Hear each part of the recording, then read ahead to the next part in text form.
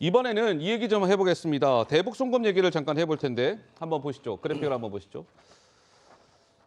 집회 개수기까지 들고 와서 돈을 세웠다. 북한 측 인사들이 뭐 이런 얘기인데 2019년 1월에 중국 선양에 있는 북한 식당에서 안부수 아태엽 회장과 아태엽 본부장이었던 사람이 북한 식당에서 송명철 북한 아태위 부실장한테 돈을 전달을 했어요. 저 A씨가 직접 저 송명철한테 돈을 전달했는데 캐리어에 180만 위안 중국 돈 3억 2천, 쇼핑백에 14만 5천 달러, 한 1억 6천 해서 전달을 했다는 겁니다. 그랬더니 이 송명철이라는 사람이 돈 받더니 저 옆방에 집회 개수기가 있는데 거기에서 돈을 세웠답니다. 저게 맞는지. 그러고 나서 돈을 세워본 이후에 돈이 모자란다 해서 추가로 6, 7천 위안 정도를 더 전달했다. 뭐 이런 보도인데 장윤미 변호사님, 네. 이거는 집회 개수기 얘기까지 나왔는데 이건 어떻게 봐야 되는 걸까요? 이게 수사가 지금 아태엽 같은 경우에는 대북 송금을 했다라는 사실 전제에서 이게 다 관련 규정을 어긴 거 아니겠습니까?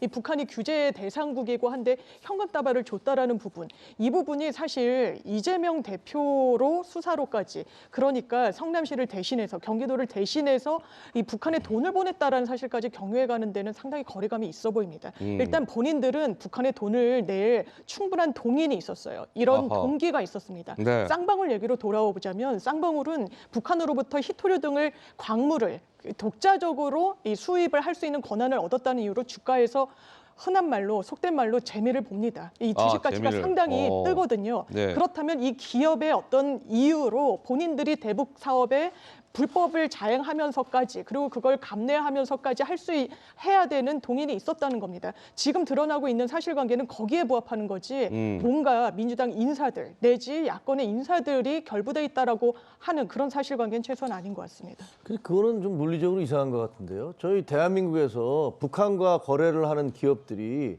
예를 들면 정부의 어떤 보증이라든가 정치권의 연결 없이 할 수 있는 그런 기업이 단 한 개라도 있습니까? 그건 북한이라는 사회의 특수성을 고려해 보면 누구나 알고 있는 거 아닙니까?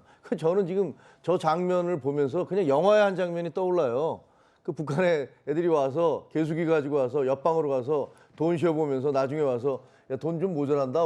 근데 실제로 돈이 모자랐던 건지 아니면 자기들 주머니에 넣고서 그 돈을 더 채워놔라고 한 건지는 뭐 알 수는 없습니다만 어쨌든 저렇게 구체적으로 그 어떤 현상 상황에 대해서 진술이 나오고 있는 거 아니에요. 그리고 그렇게까지 저 많은 돈을 주게 된 배경에는 또 아태 협이 있었던 거고 그 아태 협을 만들었던 경기도 평화지사 이화영 씨가 있었던 거고 그 양반을 부지사로 그 채용을 했던 이재명 지사가 있었던 거 아닙니까? 근데 자꾸만 지금 현재 드러나고 있는데 저런 현상들이 다 이재명 그 당시 지사와는 상관이 없다. 정치권과 연관된 게 무슨 증거가 있는 게 아니지 않느냐. 이렇게 얘기하시는 것은 실질적으로 그동안 이루어져 왔던 남북관계의 어떤 실태, 관행 이런 것들과는 너무나 동떨어진 이야기다. 이렇게 생각합니다. 자, 거기에 대해서 저도 좀 추가 말씀드리면 네, 복 의원장님. 과거에 정주영 회장께서 그 김모 사장과 평양을 방문을 해서 북한과 계약을 맺습니다. 그러니까 금강산에 있는 물 50년, 또 금강산에 있는 개발 50년 이런 약속을 해요. 그리고 그쪽에 소떼를 보내고 그 이면에 또 어떤 것들을 보내줬는지 잘 모르겠습니다. 그러니까 그 현대는 그를 통해서 굉장히 좋은 기업의 이미지를 추가적으로 쌓았고 만약에 남북관계가 지금처럼 틀어져 있지 않다라고 하면 남북관계에 있어서의 가장 혜택을 많이 보는 그런 기업이 됐을 겁니다.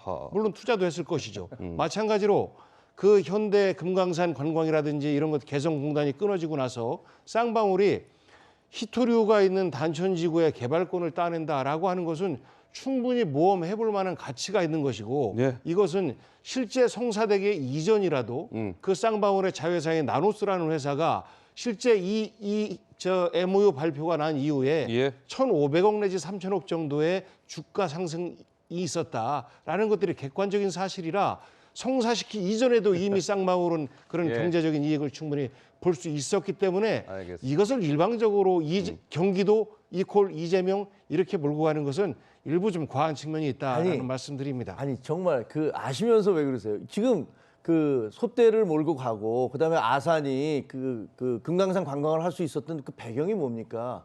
DJ 대통령 때 북한에다가 5억 불 그 불법 자금을 준 거 그 루트가 현대 아니었습니까? 그리고 거기에 대한 대가를 받은 거 아니에요, 사실상은.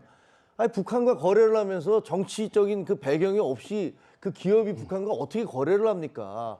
그런 건 있을 수가 없는 일이에요. 그 예. 쌍방울도 만약에 경기도가 배경이 되지 않았다면 어떻게 북한하고 만나서 감히 거래를 하겠다고 나설 수가 있겠습니까? 근데 지금 그런 것들을 다 없애고 그냥 쌍방울이 히토리를 알겠습니다. 가져오기 위해서 북한과 개별적으로 거래를 해서 돈을 주고 받아온 것이다라고 얘기하는 것은 정말로 지금 그거는 손바닥으로 하늘을 가리려는 일이죠. 경기도의 남북교류 사업에 1조를 하고 그 1조 하는 과정 속에서 본인들의 경제적 이익을 획득하려고 한 이런 모습들은 객관적 사실인 거죠. 그런데 이것을 일방적으로 당시에 경기도지사가 어떤 북한 인사를 만날 수 있게 허가해 줄 권한이 있습니까? 뭐가 있습니까? 그런 건 아니잖아요. 그렇기 때문에 알겠습니다. 쌍방울 그 자체의 경제적 이득을 위한 노력의 일환이었다라고 보는 것이 객관적이고 합리적인 추론 같습니다. 검찰 수사를 보죠.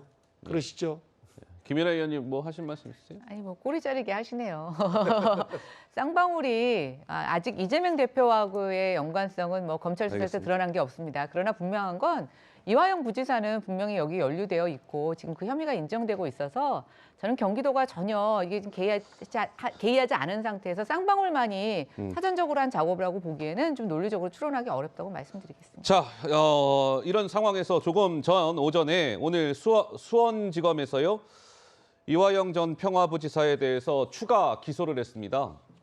추가로 더 이제 재판에 넘긴 건데 지금 이화영 전 부지사가 재판받고 있는 거는 이제 쌍방울로부터 3억이 좀 넘는 뇌물을 받은 걸로 지금 재판을 받고 있는 거거든요. 구속 상태에서. 근데 이것과는 별개로 지금 이 논란이 되고 있는 대북 송금 관련해서 수원지검이 이화영 전 부지사에 대해서 추가 기소했다라는 뉴스가 전해졌습니다. 이 말씀까지 드리면서 저희가 준비한 다음 주제로 넘어가 보도록 하겠습니다.